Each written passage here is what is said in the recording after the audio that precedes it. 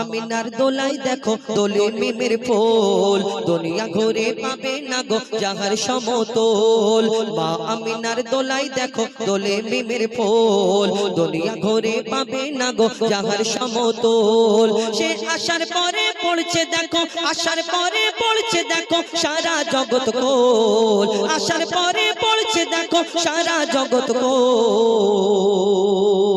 কি পড়ে? বলে লা ইলাহা ইল্লাল্লাহু মুহাম্মদ রাসূল, লা ইলাহা ইল্লাল্লাহু মুহাম্মদ রাসূল। মা আমিনার দোলাই দেখো দোলে মিমের ফুল, দুনিয়া ঘুরে পাবে না গো যাহার সমতল। মা আমিনা চিন্তা করে আল্লাহর তরফ থেকে কি সান্তনা কি খবর আসে, কবি ছন্দের মাধ্যমে আরো কি লিখছে দেখো। পিতার ছায়া ছিল না মাথায়, নবী জন্ম নিল যখন, শুধু ছিল মা আমিনা ছিল না ভাই বোন, শুধু ছিল মা আমিনা ছিল না ভাই বোন। জন্মকালে এতিম বলে মা আমিনা ভাবে, নবী জন্মকালে এতিম বলে মা আমিনা ভাবে, আমি করব কেমন লালন পালন খোদা গো কি হবে, আমি করব কেমন লালন পালন খোদা গো কি হবে। তখনই এক খবর আসে, শোনো আমিনা বিবি, তোমার কোলে নাজিল হলো খোদার শ্রেষ্ঠ নবী। আল্লাহ স্বয়ং তার লালন পালনে নিয়েছে গোবার, আর জিবরিল আমিন থাকবে হোগে ওর পাহারাদার। ও সৃষ্টি কুলের শিরোমণি, সৃষ্টি কুলের শিরোমণি আর নবী কুলের মোল, সৃষ্টি কুলের শিরোমণি আর নবী কুলের মোল। দুনিয়াতে যার নাম হবে নবী মুহাম্মদ রাসূল, দুনিয়াতে যার নাম হবে নবী মুহাম্মদ রাসূল। মা আমিনার দোলাই দেখো দোলে মিমের ফুল, দুনিয়া ঘুরে পাবে না গো যাহার সমতল। এই বিনা দানার খেজুর, এই ঘটনা কি?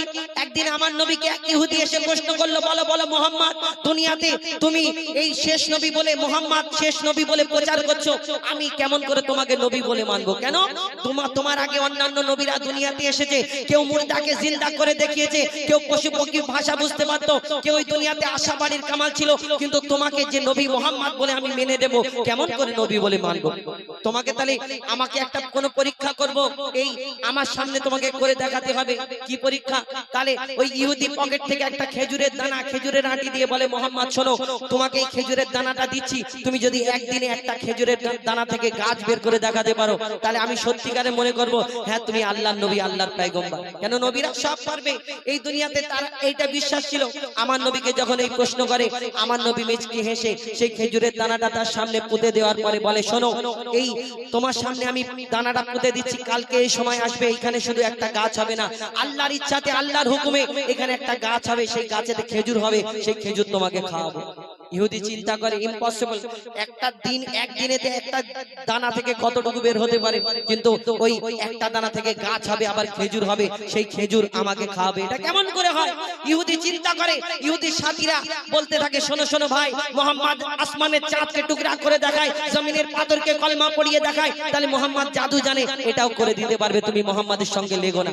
কিন্তু সেই ইহুদি চিন্তা করে, তাহলে মুহাম্মদকে আমি বলেছি কলমা পড়বো, যদি গাছ বের হয় তাহলে সে বলেছে খেজুর খাওয়াবে, আর সত্যিকারের যদি গাছ হয় তাহলে আমাকে কলমা পড়ে মুসলমান হতে হবে, তাহলে কি হবে? আমি তো ফেঁসে যাব। ইহুদি চিন্তা করতে করতে ঘরে যায়, তার ঘুম চলে যায়। কি ঘটনা হয় সেদিন কবি ছন্দের মাধ্যমে আরো কি লিখছে দেখো।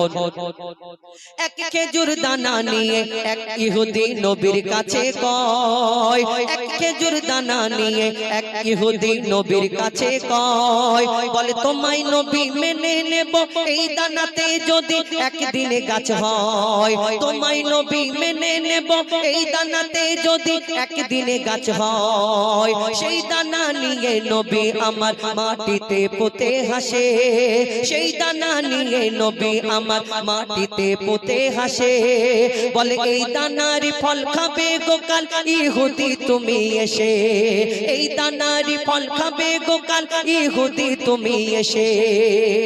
আর ভাবে ইহুদি সত্যি যদি এই দানাতে গাছ হয়ে যায়, সেই ভয়েতে গভীর রাতে ইহুদি দানা চুরি করে তুলে নেয়। ইহুদি ভাবে যে দানা থাকবে না, আমি গভীর রাত্রিতে দানাটা চুরি করে নিলাম, তাহলে এই দানা থাকবে না। আর গাছও কেমন করে হয়, মোহাম্মদ কেমন করে গাছ বের করায় দেখায়, আমিও দেখবো।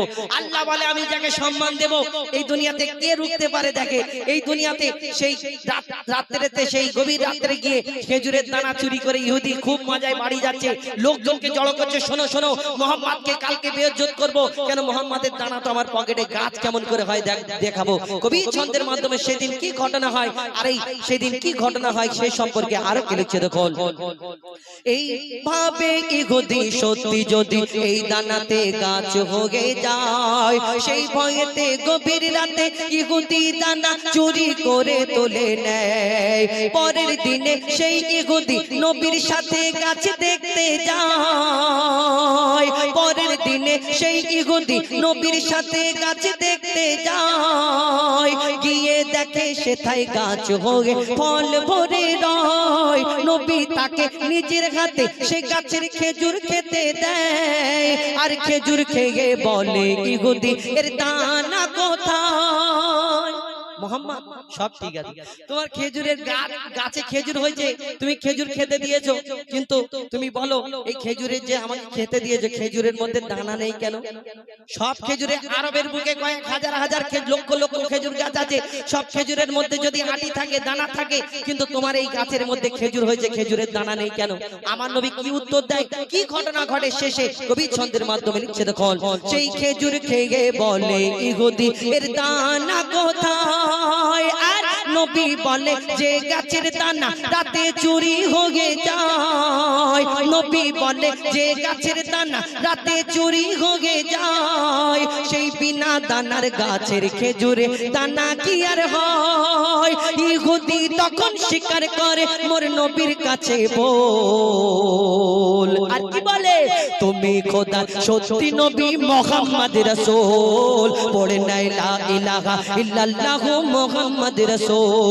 মা আমিনার দোলাই দেখো দোলে মিমের ফুল, দুনিয়া ঘুরে পাবে না গো যাহার সমতল। মা আমিনার দোলাই দেখো দোলে মিমের ফুল, দুনিয়া ঘুরে পাবে না গো যাহার সমতল। সে আসার পরে পড়ছে দেখো, আসার পরে পড়ছে দেখো সারা জগৎ কোল। লা ইলাহা ইল্লাল্লাহু মুহাম্মদ রাসূল, লা ইলাহা ইল্লাল্লাহু মুহাম্মদ রাসূল, লা ইলাহা ইল্লাল্লাহু মুহাম্মদ রাসূল।